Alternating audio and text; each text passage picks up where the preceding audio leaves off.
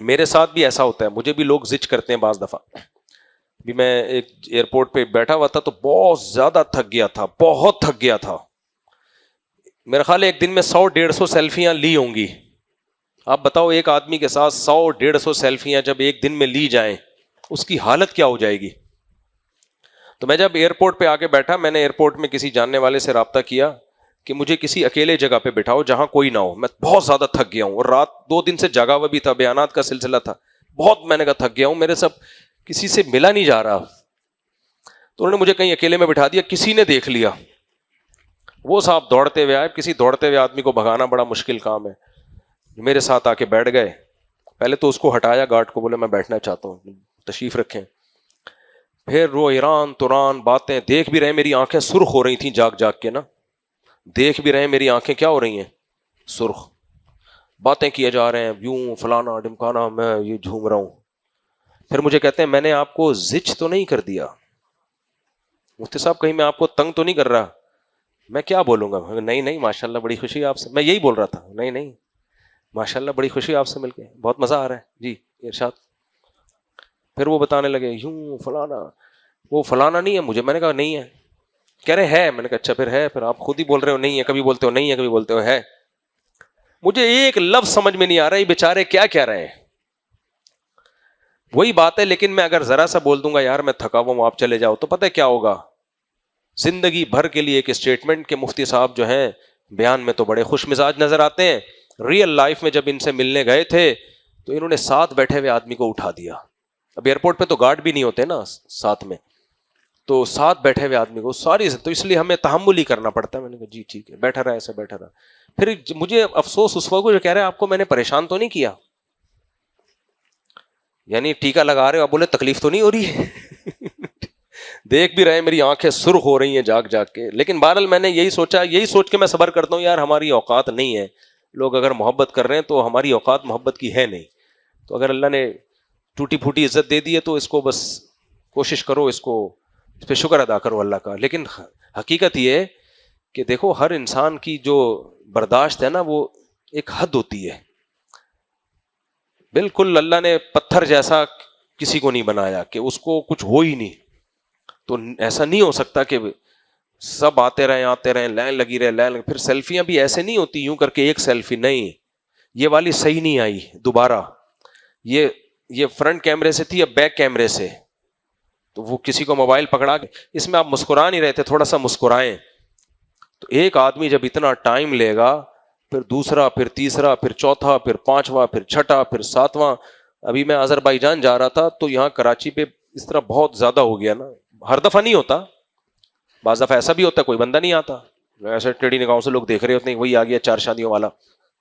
بعض دفعہ یہ ہوتا ہے عقیدت مند زیادہ ہوتے ہیں تو لائن لگ جاتی ہے. اس دفعہ کیا ہوا, یہی ہوا, میں کراچی ایئرپورٹ پہ بیٹھا ہوا تھا, 1 بندہ 2 بندہ, میں پھر وہ لاؤنج میں چلا گیا, پھر وہاں بھی کچھ لوگ آئے, پھر میں اترا ہوں, پھر میں بہت تھک گیا. پھر جب دبئی میں کنیکٹڈ فلائٹ تھی 4 گھنٹے دبئی میں ٹھہرا تھا, دبئی میں جب میں اترا ہوں تو پھر وہاں لوگ, میں پھر بھاگ کے میں گیا مسجد میں جب میں گیا ہوں تو وہاں میں نے کہا یہاں میں چھپ کے بیٹھوں گا, جو لاؤنج میں نہیں بیٹھوں گا میں, جہاں سب بیٹھے ہوئے ہوتے ہیں نا. تو میں مسجد میں چلا گیا تو وہاں صفائی ہو رہی تھی. اکثر صفائی والے مجھے پہچان جاتے ہیں, تو وہ کہہ رہا ہے یہاں نہیں بیٹھو یہ صفائی ہو رہی ہے. میں نے کہا یہ مجھے نہیں پہچانا, لیکن وضو خانے میں جو بندہ پوچھا لگا رہا ہے وہ مجھے پہچان جائے گا, بیٹھنے دے گا. جب میں اس سے ملا وہ بھی نہیں پہچانا, یعنی جن کو پہچاننا چاہیے وہ پہچان نہیں رہے. پھر میں نے کہا وہ چترا جھاڑو لگا رہا ہے وہ تو پہچان جائے گا. بولے گا ارے مفتی صاحب وہ یوں کرے گا, میں اس کو 2-3 خود ہی سے سیلفیاں دوں گا, بولوں گا مجھے یہاں کہیں کونے میں بٹھا دے, وہ بھی نہیں پہچانا. وہ کہہ رہے کون بھائی؟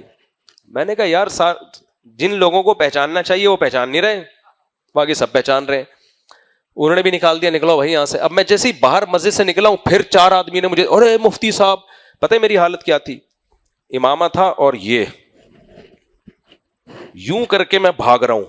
پھر مجھے دبئی کی سیکیورٹی کا خوف ہوا, یہ سیکیورٹی والے بولیں گے ایک بندہ منہ چھپا کے بھاگ رہا ہے, تو ان سے تو میں بچ لوں. جو سیکیورٹی کے لوگ آ گئے وہ انکوائری میں بٹھا دیا مجھے, تو میرے تو فلائٹ بھی جائے گی.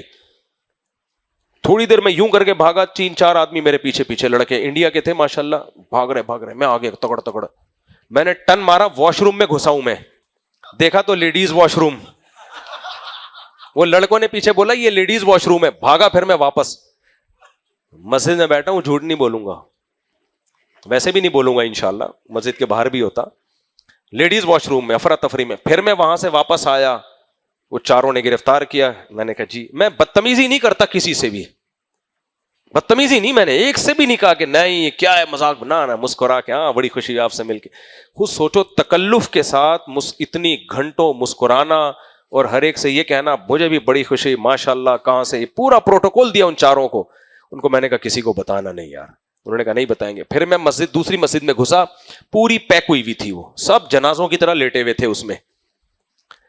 میں وہاں جا کے جیسے ہی بیٹھا ہوں نا, میں نے کہا یہاں کوئی نہیں پہچانے گا, اب تھوڑا سا لیٹتے ہیں, ادھر لیٹنے کی جگہ نہیں تھی. میں نے کہا کہیں گھستا ہوں.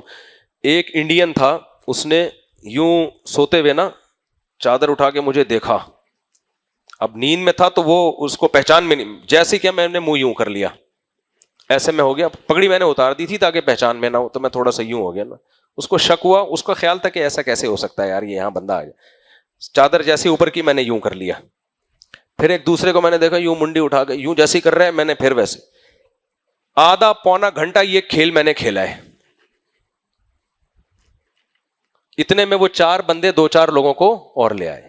ابھی آدھا گھنٹہ گزرا ہے, صفائی والا آیا, بھائی صفائی کرنی ہے یہاں سے باہر نکلو. تو وہی ہوا.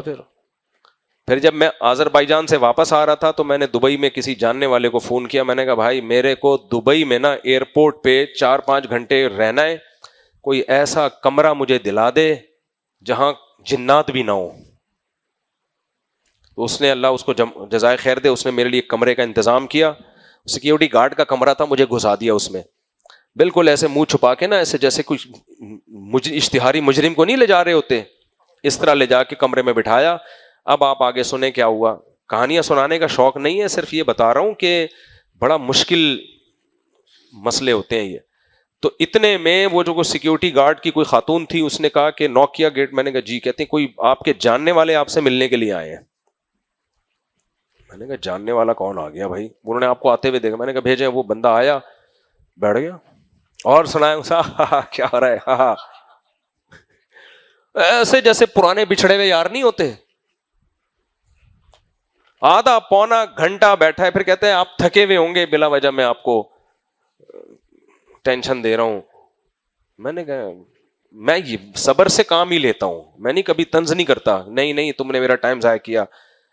تو میں یہی ہے ماشاء اللہ ماشاء اللہ, مجھے یہی ہوتا ہے کہ یار یہ میسج کیا لے کے جائے گا, اور وہ تو محبت میں ملنے آ رہا ہے نا, اور ہم جیسے نالائقوں سے محبت کر رہا ہے, یہ بھی حیرت کی بات ہے. جیسے ہمارے پاس ہے کیا, تو بیچارہ ایک عالم دین سمجھ کے, تو میں یہی سوچ کے صبر کرتا ہوں یار, نہ ان کو ہم سے کوئی پیسہ چاہیے, نہ ان کو ہم سے کوئی کاروباری مشورہ ملے گا, صرف دین کی بیس پہ محبت کر رہے ہیں, تو اب برداشت کرو. کیا خیال ہے, بہت سے نفرت بھی کرتے ہیں تو کچھ محبت بھی کر رہے ہیں, تو اب محبت کی قدر ہی کی کوشش میں بیٹھا ہوتا ہوں میں. تو آدھا پونا گھنٹہ بیٹھ کے گیا ہے.